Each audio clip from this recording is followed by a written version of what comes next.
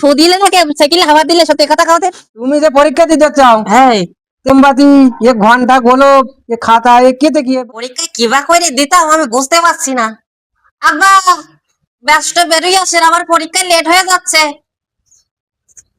আব্বা যে কনে গেছে। আসসালামু আলাইকুম। ওয়ালাইকুম আসসালাম। তা আপনার আসতে এত দেরি হলো কেন? জানেন না আমার পরীক্ষা আছে। খোকা ওই আমি তো কবিরাজ বাড়ি গিয়েছিলাম। কে জানি গেছিলেন? ওই যে তোমার জন্য কলম পড়া আনতে গিয়েছিলাম।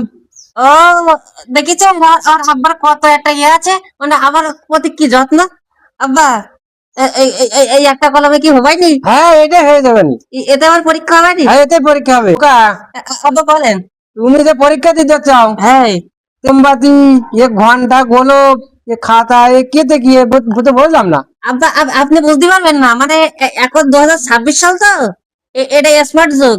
এই মোমবাতি নিচ্ছে, এই যে মাঝে মধ্যে কারেন্ট চলে যাচ্ছে। হ্যাঁ আর এই যে গোলক, ওই মানে পরীক্ষার হলে বসলে আচ্ছা আবার ওই মশাই কামড়ায় ছিঁড়ি ফেল দেয়। আর এই যে ঘন্টা দেখতে পাচ্ছেন না, আচ্ছা আমি বলো বোটালো না বলো। আচ্ছা এই ঘন্টা হলো ওই, ওই যে ঘন্টায় যে ইয়ে করে, দায়িত্ব পালন করে, ও তো ভুলে যায়। তার জন্য আমার পরীক্ষায় লিখতে লিখতে হাত ব্যথা হয়ে যায়। তাই এই ঘন্টা নিয়েছে আব্বা। ও আচ্ছা আব্বা ওই হচ্ছে কিনা, আপনার ওই ফেসবুকে একটা পোস্ট করে দেন, যেন সবাই আমার জন্য দোয়া করে। আমি তো পরীক্ষা দিতে যাচ্ছি। খোকা বলেন আব্বা।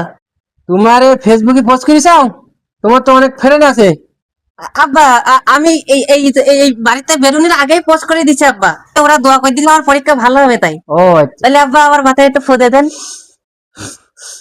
দোয়া করি বাপ।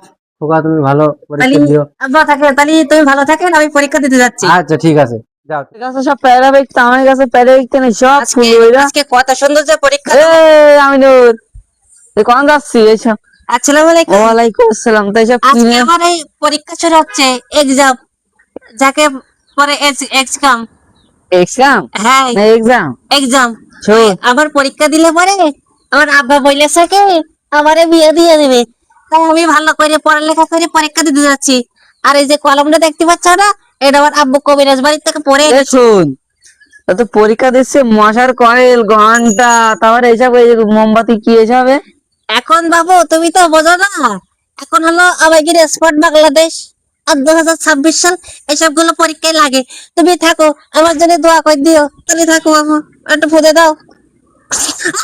ফু দিলে নাকি সাইকেলে হাওয়া দিলে সত্যি কথা কাউতে। যা যা যাই। যা যা, ভালোভাবে দিস।